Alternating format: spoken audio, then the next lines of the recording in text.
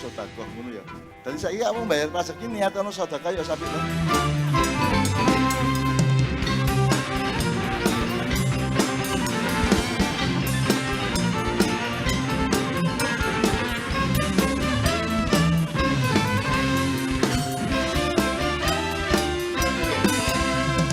بين كتفيه علامة بين كتفيه علامة ختم رسل الكرام ختم رسل الكرام بين كتفيه pihak tersebut. Jadi pasti ada sebab akibat logis atau tidak logis dari orang bayar dan tidak bayar dan yang dibayarkan maupun yang menagih gitu ya. Saiki balik sidik ya. Kamu bayar pajak dengan sholat, dengan naik haji, dengan puasa Ramadan, dengan berbuat baik, menjaga perdamaian, menjaga persaudaraan, itu kan pajakmu nang Gusti Allah loh. Karena Allah mengatakan umat manusia itu umat yang satu. Ya. Wakanan nasu umatan wahidan, ojo adik pecah-pecah, ojo adik NO, gak banser, gak apa-apa, tapi gak usah gelut musuh okam. PSHT, tapi gak usah gelut musuh Brojo Musti gitu ya. Jadi pokoknya Allah ngekei macam-macam, awakmu seneng sehingga awakmu seneng melakukan pembayaran pajak kepada Allah. Nah, sing garai wong Indonesia rasa-rasen bayar pajak apa? Apakah perilaku Allah dengan Indonesia itu beda? Saya ingin ngene sih. Kok kon kudu bayar pajak Indonesia tau ngekei apa nang awakmu? Tau ngekei apa nang awakmu? Kok kon kudu bayar pajak nang Indonesia? Ngekei apa? Nek Gusti Allah kan ngekei semuanya toh, memberikan semua kenikmatan yang tidak bisa dimengerti, maka kita dengan rela dan senang membayar pajak. Kalau Indonesia tahu ngekei apa nang awakmu? Kon penggawean dolek dhewe ta dikei. Sebenarnya harus ada, mestinya kan perlu ada kategori kalau pekerjaan seseorang yang menghasilkan itu atas jasa proses dari rekayasa pemerintah untuk menciptakan lapangan kerja, maka negara lebih sah untuk menarik pajak. Tapi golek-golek dhewe, macul-macul dhewe, langun terus dipajeki. Tadi itu sing gak rega. Makanya pajak itu tetap harus ada transparansi. Tadi diomongkan enggak transparansi pajak. Diperlukan transparansi dalam berbagai wilayahnya kan gitu kan. Misalnya negara iki pajeke sakjane rek tahun iki rek iki digawe iki ono ta gak? Gak ono ya. Pokoknya dilek dhewe iku mang ya. Dan itu juga bisa jadi fitnah loh, karena itu masalah hukum bukan masalah ilmu. Jadi nek misalnya ada misalnya ngono iku. Jadi setiap pembayaran pajak dihitung pada skala waktu tertentu, kemudian dipublikasi, diumumkan, bang saiki ono internet dengan mudah kan. Maka rakyat punya kelegaan, oh iya rek duitku wingi gawe jalan tol, duitku wingi digawe kereta cepat, duitku wingi gawe iki. Jadi ada kelegaan. Atau pemerintah ada saat-saat di mana pemerintah bilang sama rakyat, ini pemerintah sedang butuh dana sekian untuk bikin ini gitu ya. Jadi kita mengharapkan bisa ada pemasukan dari pajak sekian gitu kan. Nek jelas tujuannya kan mungkin untuk lego atine ya. Ya. Tapi kan enggak pernah ada. Jadi pokoknya pajak ditarik, mari peteng dedet, mari digawe apa ya gak ero lak ngono. Nah, jadi mudah-mudahan itu sudah dibicarakan ya. Jadi nek awakmu karepmu ya apa? Saya selalu mengatakan karena kalau sudah urusan sama pajak tuh ribet jelimet gitu. Ribet jelimet kenapa? Karena nggak tahu. Basicnya tuh karena kamu nggak tahu. Dan mengedukasi masyarakat, pengusaha itu, Pak tolong dong yang baik bayar pajaknya gitu kan.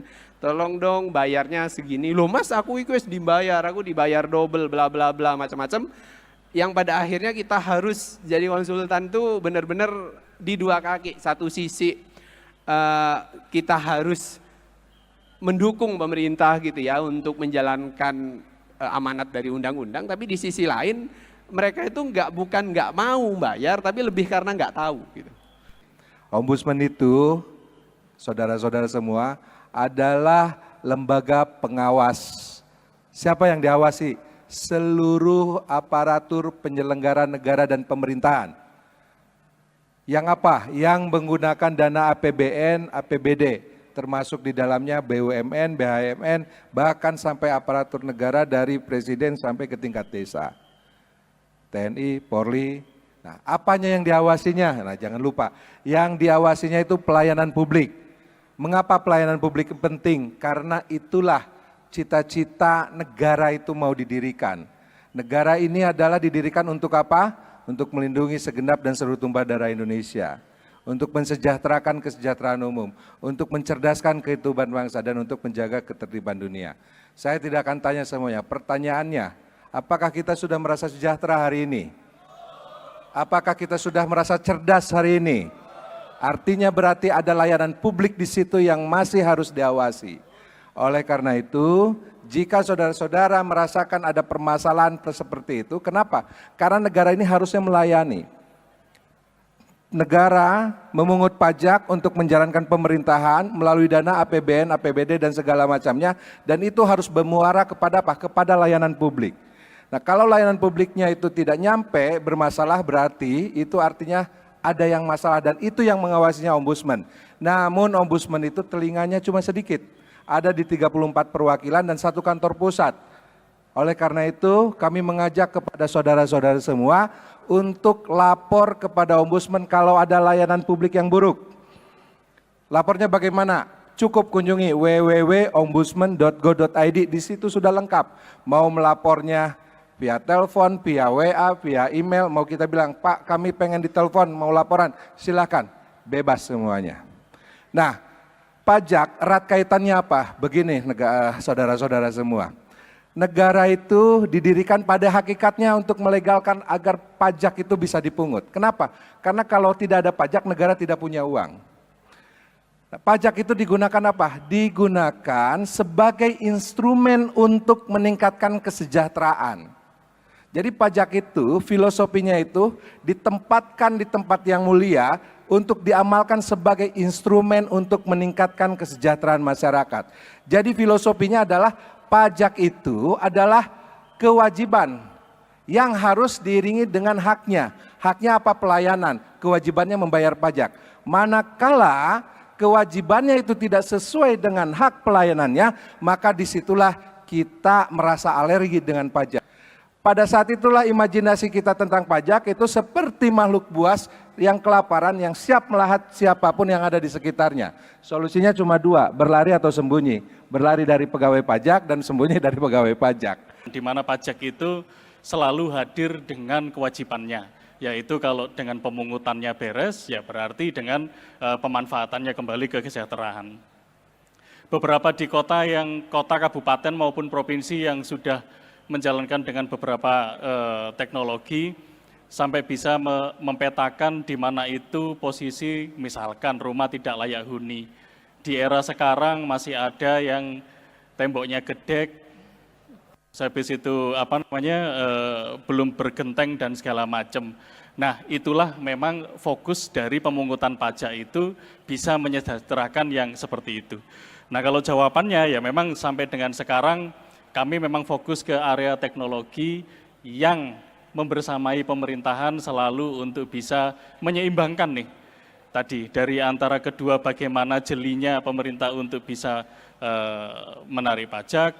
Sejatinya kan pajak itu ya otomatis dari kita melek sampai kita merem nanti itu selalu pajak ya. Bangun rumah ada pajaknya, beli tanah ada BPHTB-nya. Dan semuanya kalau misalkan ditanya untuk apa, ya itu mungkin Pak Eka, mumpung ada ombudsman ya yang mungkin dirasakan sama teman-teman. Ini kan kalau teman-teman bisa menjadi seorang para industrialis semua, para UMKM yang menjayakan Indonesia sendiri, yang kita tahu bahwa UMKM itu adalah tulang punggung dari sebuah negara bisa berdiri karena kemandirian ekonomi. Nah berarti kan itu Pak yang dirasakan sama teman-teman. Bagaimana pajak itu yang paling penting adalah traceable. Dari segi pemungutannya sendiri memang self-assessment, tapi kalau sudah dibayar secukupnya gitu Pak Ari ya. Kalau sudah dibayar secukupnya berarti penggunaannya seperti apa.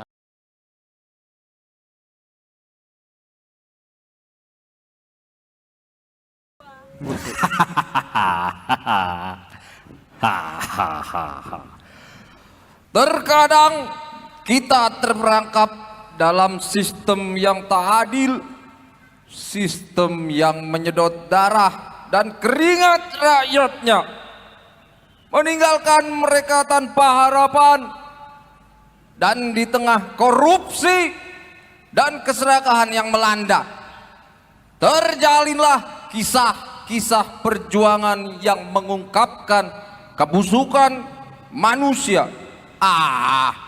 Andai saja pajak tepat, negara hebat.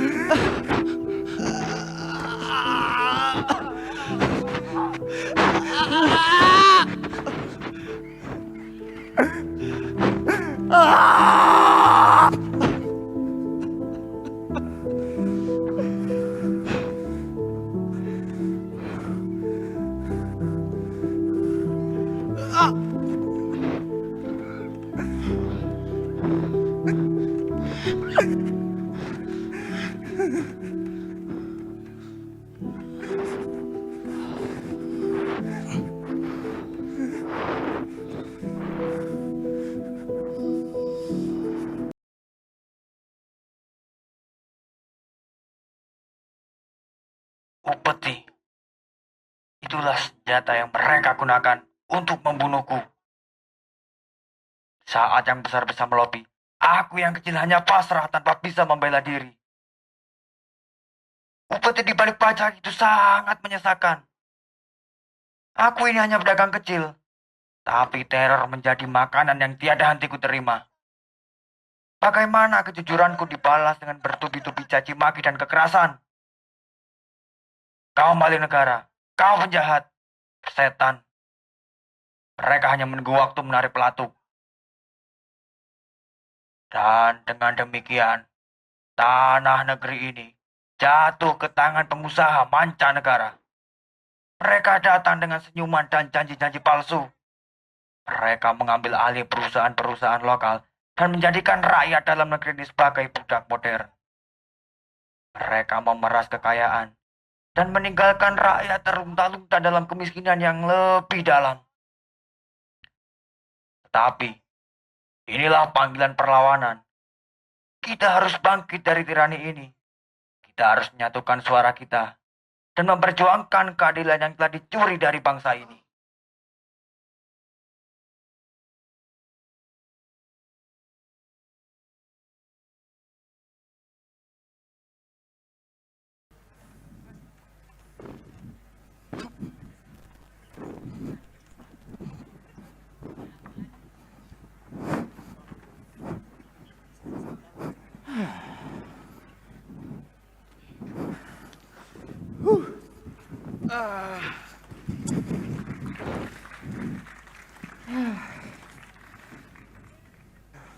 Aduh, negeri ini memang sakit ya Pak. Sekarang Bapak bayangkan, bagaimana bisa mereka ingin menguasai negeri ini. Bahkan mereka tak segan untuk mengusir semua orang yang berdiri menghalangi. Bagaimana menurut Bapak? Ya, pajak memang sudah menjadi kewajiban kita. Tapi kalau sudah menjadi upeti itu sama halnya racun bagi kita. Kalau sudah menjadi upeti itu sama halnya racun bagi kita. Akibatnya nasib kita bisa berubah hanya dengan waktu semalam. Bagaimana bisa Bapak ini tidak punya saran dan solusi untuk menjegal para pejabat korup itu? Aku ini konsultan. Tugasku itu hanya bisa memberi saran. Tapi ini keterlaluan, Pak. Bagaimana tidak? Ketika pemeriksa pajak datang, bukan pajak yang mereka hitung, melainkan jumlah upeti yang akan mereka terima. Ini namanya pemerasan, Pak. Sudah aku Mati katakan kepadamu, kita hanya punya dua sia-sia. pilihan. Mati melawan tirani korup atau Saya mati jadi sia-sia heran. karena upeti. Bagaimana bisa praktek ini merajalela? Saya tahu orang-orang itu memang pintar menyembunyikan upeti di balik pajak. Sementara rakyat seperti kita menderita. Ya, negeri ini memang rumit. Hanya pemeriksa pajak dan Tuhanlah yang mengerti. Pengusaha UMKM seperti kita ini hanya bisa menjadi ladang yang empuk untuk mereka gerogoti. Begitu. Bu, korupsi itu seperti virus. Cepat atau lambat. Sesehat apapun badan pemerintahan, korupsi dapat merusak integritasnya. Aku tidak akan tinggal diam saat tanah negeri ini dicuri. Aku juga tidak peduli jika mereka mengatakan ini adalah taktik marketingku. Aku hanya ingin semua ini beres sebelum negeri ini yang hancur. Biarlah keadilan itu berjalan, walaupun dunia ini akan binasa. Mau bagaimana lah? Gimana? Sudah begini. Halo Tuan. Ya, saya ingin membahas mengenai yang kemarin. Betul sekali. Tanah yang potensinya besar bagi bisnis Tuan. Ya, di sana Tuan bisa bikin apa saja. Kalau masalah itu, Tuan tenang saja. Kalau ada yang melawan, nanti saya akan menghadapi. Oh, Sebentar, jadi Tuan. begitu caramu mematikan satu persatu pedagang lokal di negeri ini? Kurang ajar. Hei, omong apa kamu? Aku ini penguasa negeri. Pak, dunia ini masih dipimpin oleh orang-orang yang lebih memilih kenyang. Meskipun dijadikan budak, daripada lapar tetapi tetap mempertahankan harga dirinya. Sudah hilang hati nuranimu. Bung, siapa peduli dengan hati nurani? Lagi pula, aku hanya menjalankan kewajibanku. Ini pajak, bukan upeti. Itu kan kewajibanmu sebagai pengusaha lokal untuk membayarnya. Pak, yang seharusnya dibayarkan itu pajak. Dan sebaik-baiknya pajak kembali demi pembangunan negeri. Bukan malah berbentuk upeti untuk menyenangkan tetamak sepertimu. Ah, sudahlah. Aku tidak takut. Tidak ada yang percaya dengan omonganmu. Ya Tuan, bagaimana tadi? Tenang, kalau ada masalah nanti saya akan menghadapi. Oh, gampang Tuan kalau itu. Santai saja. Lihat dada busung mereka. Begitu sombong. Manakala mengatasnamakan negeri ini miliknya. Mereka mengambil upeti dari seluruh rakyat dengan mengatasnamakan pajak.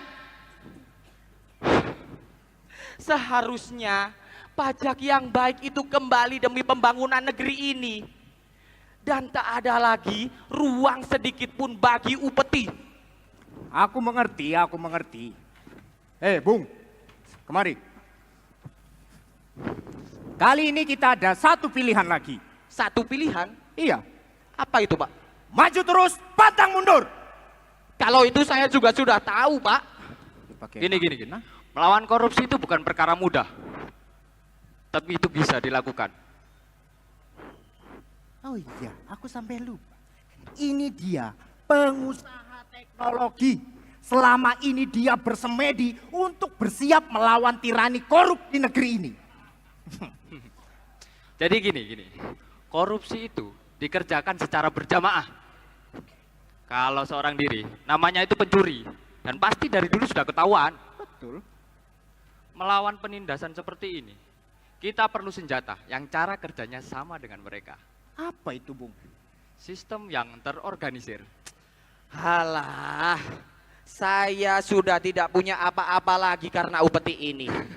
Kalau diharuskan untuk membeli produkmu, saya sudah tidak bisa, Pak. Gini, pikiranmu terlalu kerdil, Bung. Gini, aku mengutip, bentar.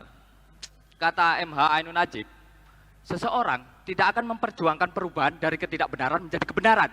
Ketika yang harus ia pelihara adalah kemapanan dari ketidakbenaran. Gitu kata Pak Ainem Sopo itu. Lalu apa yang bisa kita lakukan? Gini, hasil dari aku semedi itu ku beri nama Intelligent Platform yang kusingkat IOP. Yang aku kembangkan ini bisa melacak kecurangan mereka. Bahkan melihat lubang tikus pun kita bisa. Aduh, sistem di negeri ini sudah terlalu rumit. Apa kamu yakin? Apa tadi? IOP, Ya. Intelligent Operation Platformmu itu bisa dengan mudah masuk kepada mafia pajak ini? Tentu bisa. Begini loh, IOP ini bisa melacak semua kecurangan-kecurangan ada. Baiklah, berarti mundur bukanlah pilihan. Setuju. Bersama-sama kita menghentikan penindasan dan mengembalikan keadilan bagi tanah kita. Betul. Tapi perlu diingat, kita juga pernah salah. Oleh karenanya, kita bisa menemukan kebenaran dengan proses autentiknya sendiri. Nah, paham? Setuju, Pak. Setuju. Aku ini pejabat yang punya kuasa. Bukti pemalakan upeti dari pajak bisa kuhilangkan dalam sekejap. Memang ada untungnya punya sistem pajak yang rumit. Bung, jangan sombong kamu. Apa kamu yakin kamu bisa menambah lubang-lubang yang kau buat itu dengan mulus? Hei, kalian itu hanya rakyat remehan. Kekuasaanku lebih besar daripada kalian. Oke. Ingat, Bung, perbuatanmu itu dicatat. Aku tidak takut. Tidak ada yang peduli dengan omongan kalian. Kamu itu tidak bodoh. Berbicara tanpa ada data, itu sama halnya dengan tong kosong nyaring bunyinya. Kalau ada buktinya mana? Oke. Coba Akan lihatkan, Bu. kubuktikan kau ya. Perlihatkan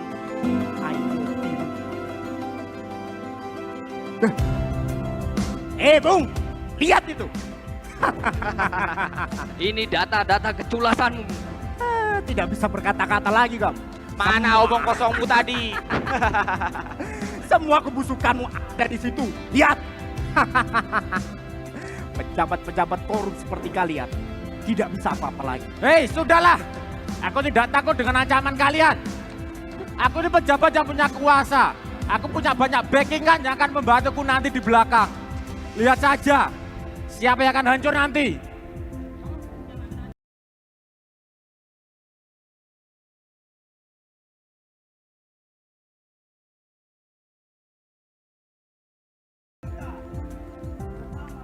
Tanah ini adalah warisan nenek moyang kita. Bersama, kita akan membangun masa depan yang lebih baik, di mana kekayaan dan keadilan tersedia untuk semua orang. Dalam setiap uang pajak yang dibayarkan, terselip harapan akan pembangunan, adil, dan berpihak kepada semua wajib pajak tanpa terkecuali. Akan membantu para wajib pajak mengerti bahwa membangun negeri butuh kebersamaan. Sekarang adalah saatnya kita menghentikan pemalakan upeti di balik pajak. Dan menggulingkan tirani yang telah merampas kehidupan kita selama ini.